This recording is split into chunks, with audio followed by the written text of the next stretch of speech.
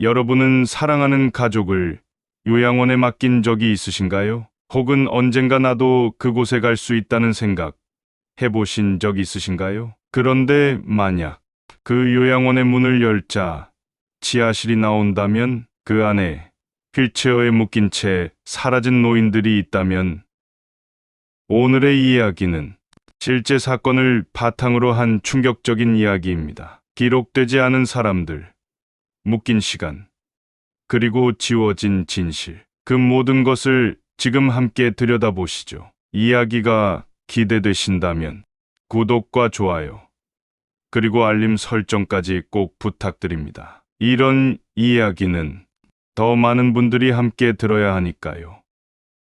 묶인 시간. 문을 연 순간.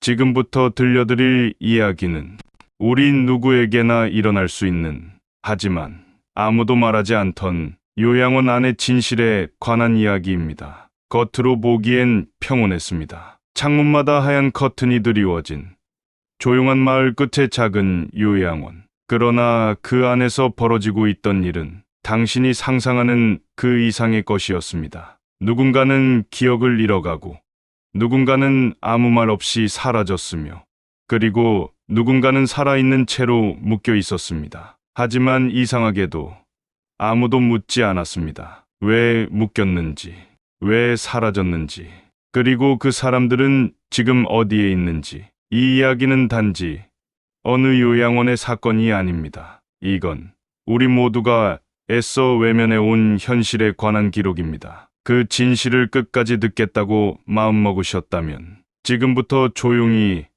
따라와 주세요. 지수 씨는 요양보호사 자격증을 따고 처음으로 일하게 될 곳을 찾고 계셨습니다. 그때 인터넷 구직 사이트에서 본 하늘 요양원의 구인 공고는 유독 눈에 들어왔다고 하셨습니다. 작고 흐릿한 간판 사진 한 장, 그리고 한 줄의 설명. 가족처럼 어르신을 모시는 따뜻한 공간. 그 문장이 마음을 끌었다고 하셨어요. 어쩌면 본인도 그런 따뜻한 돌봄을 실천하고 싶으셨던 걸지도 모릅니다. 하늘요양원은 충남의 한적한 시골 마을, 오래된 전원주택을 개조해 만든 시설이었습니다. 마당 한편에 잡초가 자라 있었고 벽은 군데군데 벗겨져 있었습니다. 초인종을 누르자 안에서 무표정한 중년 여성이 문을 열었습니다. 김미진 씨, 이곳에서 10년 넘게 일하고 있는 선임 요양보호사였습니다. 처음 인사하자마자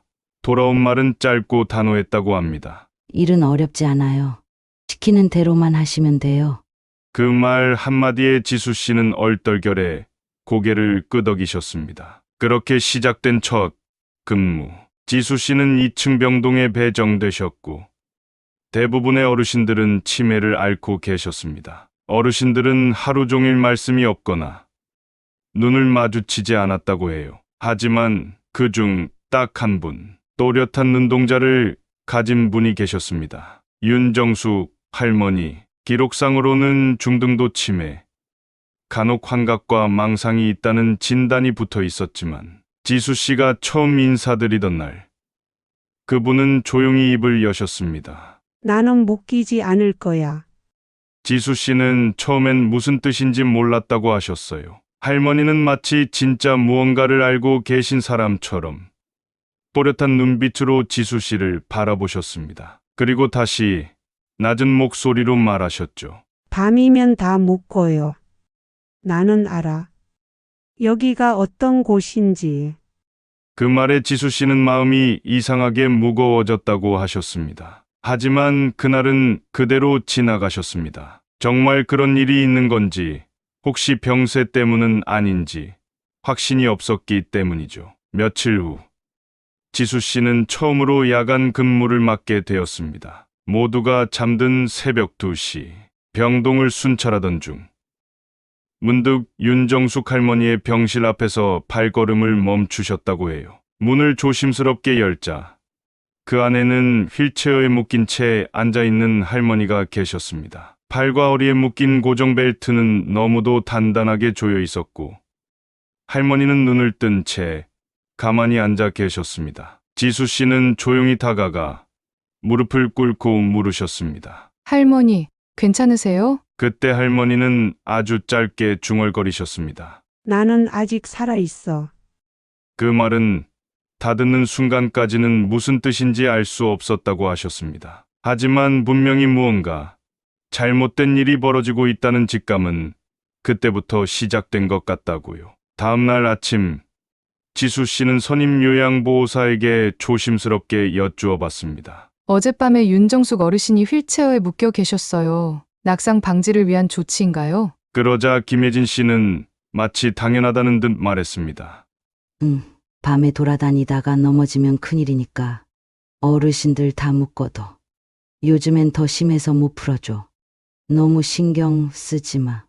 그 말을 듣고 지수 씨는 말문이 막히셨다고 했습니다. 묶는다는 게 당연한 일처럼 받아들여지는 이곳의 공기가 처음부터 이상했다고요. 며칠 후 윤정숙 할머니가 사라지셨습니다. 지수 씨가 근무지에 도착하자 할머니의 방은 이미 비워져 있었고 이름표는 떼어져 있었습니다. 깜짝 놀라서 다른 직원들에게 물었지만 모두 똑같이 말했습니다. 퇴원하셨어요. 가족이 데려갔대요. 하지만 지수 씨는 이상하다고 느끼셨습니다. 퇴원 서류는 어디에도 없었고 보호자와 통화한 기록도 없었습니다. 그날 밤 지수 씨는 몰래 행정실 컴퓨터를 켜셨습니다. 입소 기록, 퇴원 기록, CCTV 파일, 그 어떤 곳에서도 윤정숙이라는 이름은 확인되지 않았습니다. 마치 처음부터 존재하지 않았던 사람처럼요. 다음 날 지수 씨는 처음으로 원장을 직접 찾아가셨습니다. 최 원장. 그는 정중하고 부드러운 말투를 쓰는 사람이었지만 그 안에 이상한 냉기가 있었다고 하셨어요. 지수 씨가 퇴원 기록에 대해 조심스럽게 묻자 그는 한참을 듣더니 조용히 말했습니다. 우리 지수 선생님, 아직 이쪽 일은 처음이라 잘 모르는 게 많죠. 걱정 마세요. 그분은 가족이 데려가셨고 서류도 우리 내부 시스템엔 다 있습니다. 지수 씨는 다시 묻고 싶으셨지만 그때 최 원장은 한마디를 덧붙였습니다. 여긴 질문이 많아지는 순간부터 오래 일하기 힘든 곳입니다. 그 말 이후로 지수 씨는 모든 것이 무서워졌다고 하셨어요. 정숙 할머니는 정말 퇴원하신 걸까요? 그렇다면 왜 기록은 없고 왜 아무도 그분을 기억하지 않으려 하는 걸까요? 그리고 그날 밤 지하에서 들려온 희미한 신음소리는 도대체 누구의 것이었을까요? 지금까지가 한울요양원에 첫 발을 들인 지수 씨가 겪은 이야기입니다. 하지만 이건 이제 막 시작에 불과합니다. 2부 사라진 밤. 지수는 마음속 불안이 더 이상 잠잠해지지 않는다는 것을 느꼈습니다. 윤정숙 어르신의 말투, 표정, 그리고 휠체어에 묶여있던 그날 밤의 장면이 뇌리에 깊게 박혀 있었기 때문입니다. 그러나 그보다도 지수를 붙잡은 것은 사라진 기록들이었습니다. 존재했던 사람의 흔적이 한순간에 사라지는 광경은 어떤 방식으로도 이해되지 않았습니다. 그날 이후 지수는 요양원 내에 퍼져 있는 이상한 공기를 자주 감지하게 되었습니다. 직원들 사이에 어딘가 말하지 않는 분위기가 존재했고 누군가 어떤 질문을 하더라도 늘 짧고 똑같은 대답만 반복됐습니다. 퇴원하셨어요. 보호자가 데려갔어요. 기록은 이미 정리됐어요. 그러나 그녀는 알 수 있었습니다. 모두가 알고 있다는 것을. 하지만 아무도 말하지 않는다는 것도. 윤정숙 어르신의 흔적은 병동에서도 지워져 있었습니다. 침대 시트는 새 것으로 바뀌었고 방압 명패는 사라졌으며 남아있던 약 봉투마저 정리돼 있었습니다. 직원들은 침묵했고 환자들은 말이 없었고 그 침묵은 이상할 정도로 단단했습니다. 지수는 더 이상 이 상황을 받아들일 수 없었습니다. 그날 밤 그녀는 다시 행정실을 찾았습니다. 밤 근무가 한산해지는 시간대 모두가 피곤에 젖은 틈을 타 조용히 문을 열고 들어갔습니다. 컴퓨터를 켜고 윤정숙 어르신의 이름을 다시 검색했습니다. 결과는 같았습니다. 해당 이름의 입소 기록이 없습니다. 지수는 멍하니 모니터를 바라보다가 문득 한 가지 생각에 다다르게 되었습니다. 혹시 CCTV에는 무언가 남아있지 않을까? 그날 밤 휠체어를 끌고 가던 직원의 모습, 혹은 돌아오는 장면, 어르신이 퇴원하는 장면이 남아있다면 무언가 확인할 수 있을지도 모른다고 생각했습니다. 그러나 CCTV 영상 보관 파일을 열자 거기엔 공백이 있었습니다. 바로 그날 정숙 어르신이 사라졌다는 그 시간대 0시부터 새벽 4시까지의 영상이 사라져 있었습니다. 단순한 고장이 아니라 누군가가 일부러 지운 흔적이었습니다. 순간 등줄기에서 서늘한 기운이 올라왔습니다. 그건 우연이 아니었습니다. 기록이 사라지고 휠체어가 사라지고 이름이 지워지고 영상까지 삭제된다면 그건 무언가를 숨기고 있다는 말이었습니다. 그때 뒤에서 익숙한 목소리가 들려왔습니다. 여기서 뭐 하세요? 지수는 깜짝 놀라 돌아보았습니다. 김예진 선임 요양보호사가 복도에 서 있었습니다. 그녀는 눈빛 하나 흐트러지지 않은 채 조용히 말했습니다. 지수 씨, 궁금한 게 많아 보이네요. 지수는 솔직하게 털어놓았습니다. 정숙 어르신이 사라졌고 기록이 없고 영상도 사라졌다고요. 혹시 무슨 일이 있었는지 알고 계시냐고 조심스레 물었습니다. 혜진은 잠시 말없이 서 있다가 고개를 살짝 끄덕였습니다. 예전에도 비슷한 일이 있었어요. 그리고 그녀는 조용히 지수의 팔을 잡아 2층 창고 쪽으로 이끌었습니다. 낡고 오래된 창고 안, 아무도 드나들지 않는 공간. 그곳에서 혜진은 작은 USB 하나를 꺼냈습니다. 이건 원장이 지우기 전에 백업한 영상이에요. 보여줄까 말까 고민했는데 이제는 보여주는 게 낫겠네요. 지수는 그것을 받아 조심스럽게 가슴에 품었습니다. 그날 밤 그녀는 직원 휴게실의 낡은 노트북에 USB를 꽂았습니다. 화면이 깜빡이고 영상이 재생됐습니다. 영상 속엔 정숙 어르신이 휠체어에 묶인 채 복도를 지나가는 모습이 있었습니다. 그녀를 밀고 가는 직원은 마치 무표정한 기계처럼 걷고 있었습니다. 그 뒤로 이어지는 장면에서는 휠체어가 빈 채로 다시 지나가고 있었습니다. 정숙 어르신은 보이지 않았습니다. 그 누구도 그녀를 돌려보내지 않았고 병원 기록도 없었습니다. 그녀는 어디론가 사라진 겁니다. 지수는 온몸이 굳었습니다. 이건 확실한 증거였습니다. 그리고 그것은 누군가의 죄라는 생각이 들었습니다. 이제 지수는 선택해야 했습니다. 이걸 무시하고 모른 척하며 일상으로 돌아갈 것인가? 아니면 모든 위험을 감수하고 진실을 마주할 것인가? 그녀는 후자를 선택했습니다. 다음 날, 지수는 근처 지역 신문사에 익명 제보를 보냈습니다. 그리고 기자와의 접촉을 시도했습니다. 며칠 후, 기자 이영석을 만나게 되었습니다. 그는 조용한 말투로 말했습니다. 이런 제보가 처음은 아니에요. 하지만 증거가 항상 부족했어요. 이번엔 무언가 다르길 바랍니다.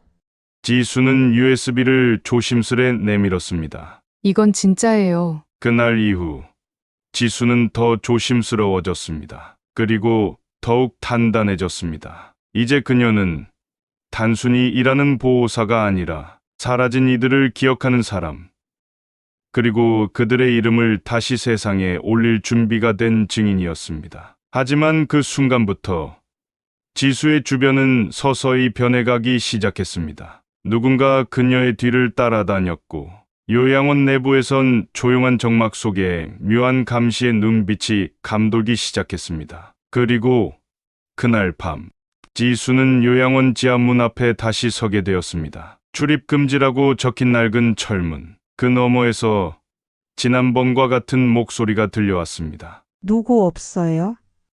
그건 환청이 아니었습니다. 분명히 지금도 그 안에 누군가가 있다는 증거였습니다. 지수는 호흡을 가다듬고 열쇠를 조심스레 꽂았습니다. 그 순간 묶인 시간이 다시 천천히 움직이기 시작했습니다.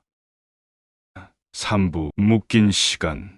지하실 철문을 열자 안쪽으로부터 묘한 기운이 밀려왔습니다. 어둡고 축축한 공기, 오랜 시간 청소되지 않은 먼지 냄새, 그리고 설명할 수 없는 낯선 불쾌감. 지수는 순간 뒤로 물러나고 싶다는 충동을 느꼈지만 발걸음을 멈추지 않았습니다. 그 안에 누군가 있다면, 그 누군가가 아직 살아있다면 지금 멈추는 것은 외면과 다름없었습니다. 조심스럽게 한 발 한 발 안으로 들어갔습니다. 휴대폰 손전등을 켜자 바닥엔 얼룩진 흔적과 곰팡이가 핀 벽면이 드러났고 그 끝에 줄지어 놓인 휠체어들이 보였습니다. 그 중 몇몇은 비어 있었지만 몇몇은 사람이 앉아 있었습니다. 그리고 그들은 움직이지 않고 있었습니다. 정확히는 움직이지 못하고 있었습니다. 손목과 발목이 휠체어에 묶여 있었고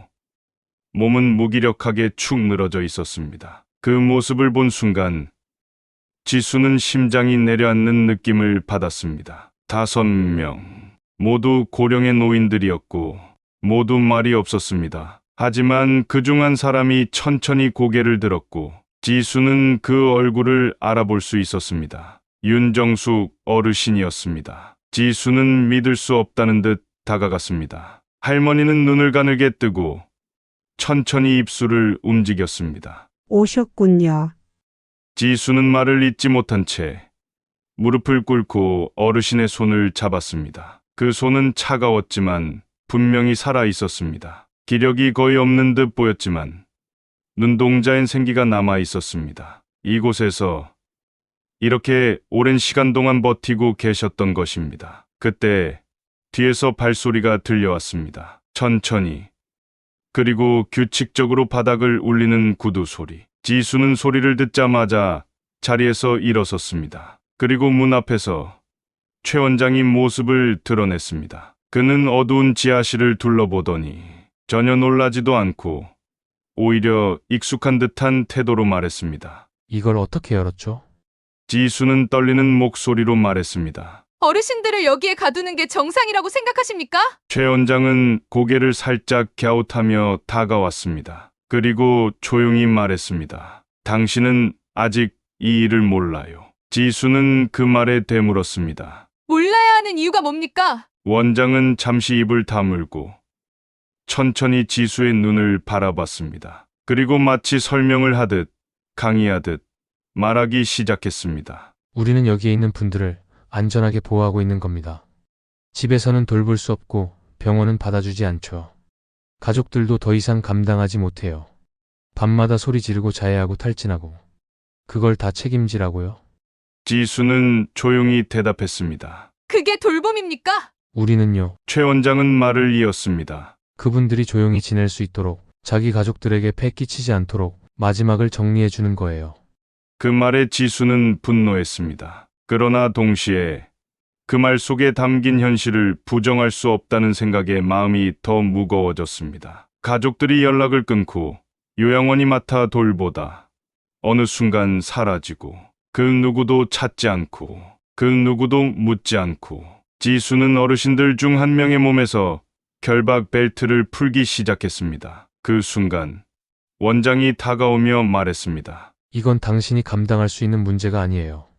지수는 고개를 들고 말했습니다. 그래서 계속 가둬두고 침묵하자는 겁니까? 원장은 말했습니다. 그건 더 많은 평화를 위한 선택이에요.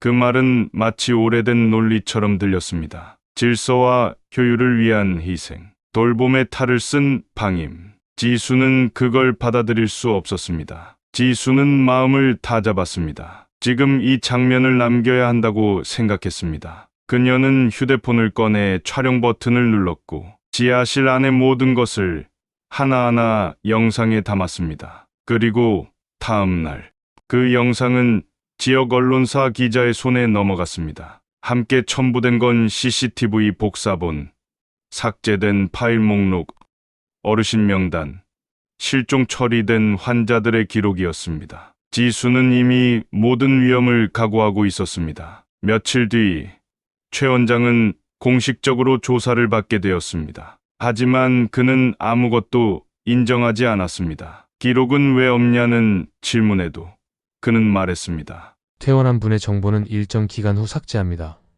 지하실에 사람을 묶어놨냐는 질문에도 그는 말했습니다. 가족 동의하에 낙상 방지를 위한 조치였습니다. 그러나 지하실에 있던 어르신들은 모두 생존해 있었습니다. 약물에 의해 의식이 흐려졌고 일부는 탈수와 욕창 상태였으며 가장 오래 있었던 윤정숙 어르신은 중증 폐렴 증세를 보이고 있었습니다. 그건 단순한 방임이 아니라 의도적인 고립과 제어였습니다. 그리고 사회는 이제 그 진실을 마주하게 되었습니다. 지수는 병원으로 옮겨진 어르신들의 곁을 지켰습니다. 특히 정숙 어르신은 깨어나는 순간 지수를 바라보며 아주 짧은 미소를 보이셨습니다. 지수는 그 미소를 오래 기억하게 될 거라고 느꼈습니다. 그리고 그 순간 이 모든 선택이 옳았다고 믿게 되었습니다. 하지만 그녀는 알고 있었습니다. 한 곳의 고발로 세상이 갑자기 바뀌지 않는다는 사실을요. 요양원이 폐쇄되고 관계자들이 처벌받아도 비슷한 일이 또 어디선가 벌어지고 있을지도 모른다는 것. 그렇기에 누군가는 남아 있어야 했습니다. 그녀는 스스로에게 물었습니다. 나는 남을 수 있을까? 나는 끝까지 이 일을 할 수 있을까? 그리고 천천히 고개를 끄덕였습니다. 누군가를 묶는 시간이 아니라 누군가를 지키는 시간이 되기 위해서 그녀는 그 자리에 남기로 했습니다. 사부. 풀려나는 밤. 진실은 그렇게 뚫고 나왔습니다. 지하실의 철문이 열리고 기록되지 않았던 이름들이 드러나고 어둠 속에 묶여있던 이들의 시간이 움직이기 시작했습니다. 하지만 그 순간부터 지수는 두려움을 느끼기 시작했습니다. 내부 고발은 단순한 제보가 아니었습니다. 누군가를 고발한다는 것은 동시에 자신을 위험 속에 노출시킨다는 뜻이었습니다. 그녀는 요양원 안의 시선이 달라지고 있다는 것을 느꼈습니다. 아무 말도 하지 않았지만 몇몇 직원들은 더 이상 그녀에게 인사를 건네지 않았고 무언가를 눈치챘다는 듯한 그러나 말하지 않는 분위기가 감돌기 시작했습니다. 최 원장은 그 후 며칠 동안 지수와 단둘이 대면하는 일을 피했습니다. 행정실 문은 닫혀 있었고 병동 순찰도 하지 않았습니다. 대신 시설 전체에 감시의 기운이 번지기 시작했습니다. 그러던 중 어느 날 저녁 지수는 기자 이영석으로부터 전화를 받았습니다. 보도는 내일 아침에 나갑니다. 확인하실 수 있을 거예요. 이제 시작입니다. 그리고 다음 날 인터넷 뉴스 사이트 첫 화면에 낯익은 사진이 떠올랐습니다. 충남 한울요양원 지하실의 환자 감금 정황. 요양보호사가 밝힌 내부 고발 CCTV에 찍힌 충격적 장면. 지수는 그 화면을 바라보며 말없이 앉아 있었습니다. 그동안 마음속에 쌓아왔던 두려움, 혼란, 분노, 그 모든 감정이 잠시 동안 멈춘 것 같았습니다. 하지만 곧 이어지는 반응들은 그녀의 상상을 초월했습니다. 언론은 빠르게 퍼졌고 지역 방송에서도 현장 취재에 나섰습니다. 그리고 결국 경찰이 움직였습니다. 그날 오후 경찰차 한 대가 요양원 앞으로 도착했습니다. 경찰은 수색 영장을 제시했고 직원들의 협조하에 요양원 전체에 대한 조사가 시작됐습니다. 지수는 모든 상황을 조용히 지켜보며 그동안 기록해둔 자료들을 정리해 경찰에게 제출했습니다. USB 영상, 내부 인수인계 문서, 결박 사용 로그, 삭제된 CCTV 100억 본. 그녀는 할 수 있는 모든 걸 준비했습니다. 지하실로 향한 경찰의 발걸음은 조용하고도 단호했습니다. 철문을 열자 아직 남아있던 몇 명의 어르신들이 안에 있었습니다. 약물에 의해 의식이 흐릿한 상태였고 몸은 말라 있었으며 욕창과 탈수가 동시에 진행 중이었습니다. 그 모습을 직접 본 경찰 중 한 명은 잠시 말을 잇지 못하고 고개를 돌렸습니다. 그건 너무도 참혹한 장면이었습니다. 노인들이 조용히 아무 말 없이 그렇게 그 자리에 있었다는 사실. 그들이 외치지 않았던 것이 아니라 외쳐도 들을 사람이 없었다는 사실이 사람들을 더 침묵하게 만들었습니다. 최 원장은 결국 경찰에게 연행됐습니다. 그는 수갑을 찬 채로도 표정을 바꾸지 않았습니다. 기자들이 몰려들었고 질문을 던졌습니다. 어르신들을 왜 가둔 겁니까? 약물은 누구의 지시였습니까? 유가족에게 설명하실 수 있으십니까? 그는 짧게 대답했습니다. 돌봄의 방식일 뿐입니다. 그 말은 많은 사람들을 분노하게 만들었습니다. 하지만 동시에 많은 사람들을 혼란스럽게 만들었습니다. 왜냐하면 그 말 안에 담긴 현실이 너무도 냉정한 진실과 닿아 있었기 때문입니다. 그날 밤 뉴스는 이 사건을 집중 보도했습니다. 요양원의 구조적 문제, 인력 부족, 낮은 예산, 그리고 가족들의 무관심. 댓글창엔 수많은 말들이 쏟아졌습니다. 이게 나라냐? 우리 부모님도 요양원에 계신데 무섭다. 이건 구조의 문제다. 솔직히 말하면 우리도 외면하고 있었던 거 아닌가? 지수는 그 반응을 보며 마음이 복잡했습니다. 자신이 원하는 건 단순한 처벌이 아니었습니다. 무언가가 바뀌기를 바랐습니다. 사람들이 이 이야기를 듣고 한 번쯤은 다시 생각해 보길 원했습니다. 그리고 그 바람은 아주 조금 현실이 되어가고 있었습니다. 요양원은 잠정 폐쇄됐고 노인들은 지역 병원으로 분산 이송됐습니다. 그중 몇 분은 중환자실로 옮겨졌고 몇 분은 정신과 진료를 받았습니다. 윤정숙 어르신도 병원에 계셨습니다. 지수는 병실 한쪽 의자에 앉아 조용히 그녀의 곁을 지켰습니다. 며칠 만에 의식을 회복한 정숙 어르신은 천천히 눈을 떴고 지수를 알아보았습니다. 지수는 작은 목소리로 말했습니다. 오래 기다리게 해서 죄송해요. 그러자 할머니는 아주 약한 목소리로 대답했습니다. 넌 다시 올 줄 알았어.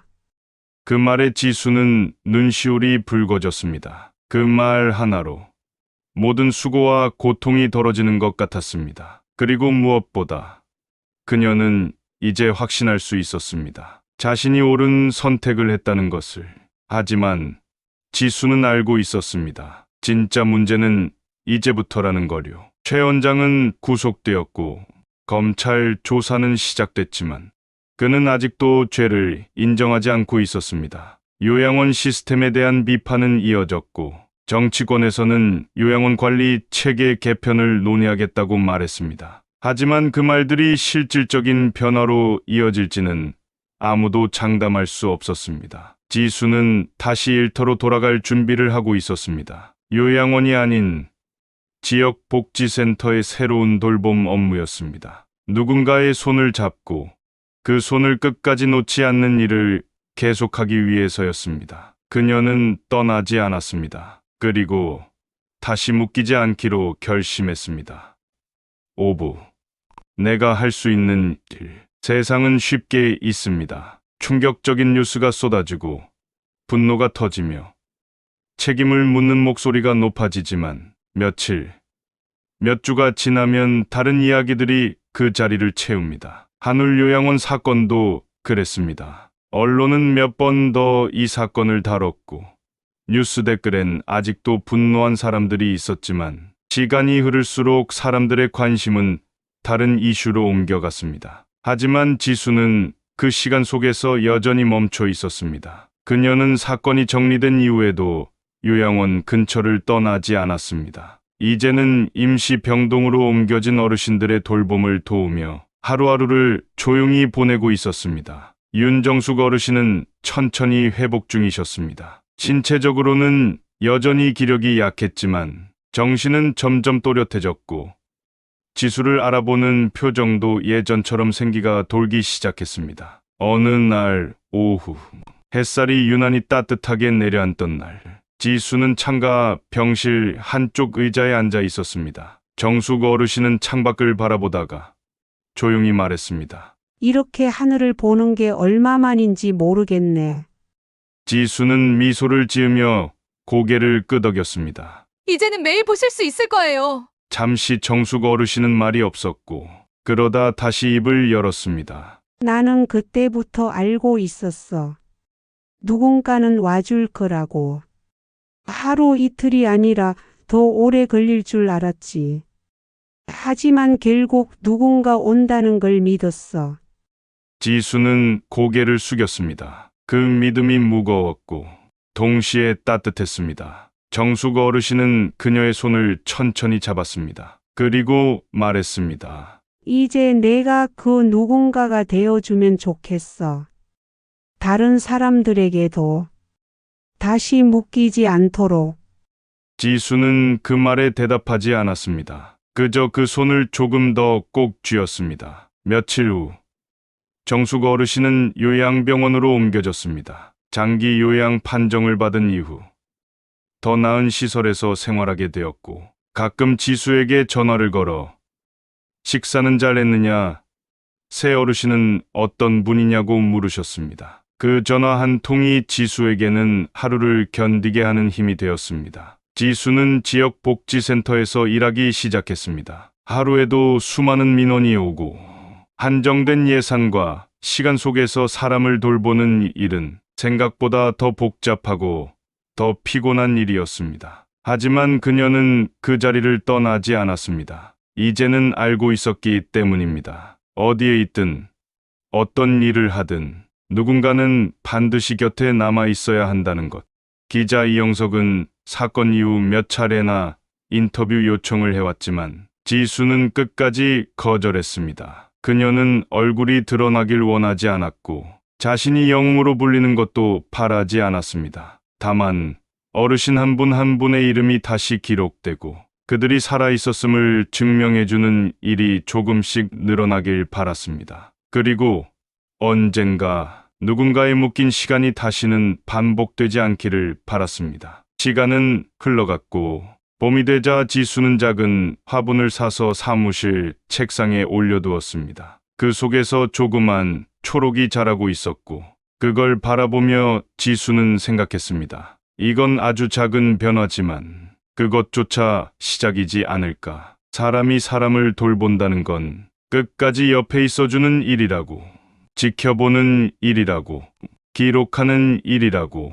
그녀는 매일 아침 출근하며 스스로에게 되물었습니다. 나는 오늘도 그 일을 할 수 있을까? 그리고 조용히 대답했습니다. 나는 오늘도 그 일을 하겠습니다. 그것이 내가 할 수 있는 일이기 때문입니다. 묶인 시간, 여기서 끝맺습니다. 당신이 방금 들으신 이야기는 누군가는 끝까지 말하지 못한 이야기였습니다. 그리고 지금 이 순간에도 어딘가에서 다시 묶이고 있는 누군가의 현실일지도 모릅니다. 우리는 기억해야 합니다. 기록되지 않은 시간은 다시 반복된다는 것. 영상을 끝까지 시청해 주셔서 진심으로 감사드립니다. 구독과 좋아요, 그리고 알림 설정을 눌러주시면 더 많은 이야기를 함께 나눌 수 있습니다. 혹시 오늘의 영상이 울림이 되셨다면 댓글로 여러분의 생각도 남겨주세요. 당신의 목소리도 누군가에게는 큰 힘이 될 수 있으니까요. 다음 이야기에서 다시 인사드리겠습니다. 감사합니다.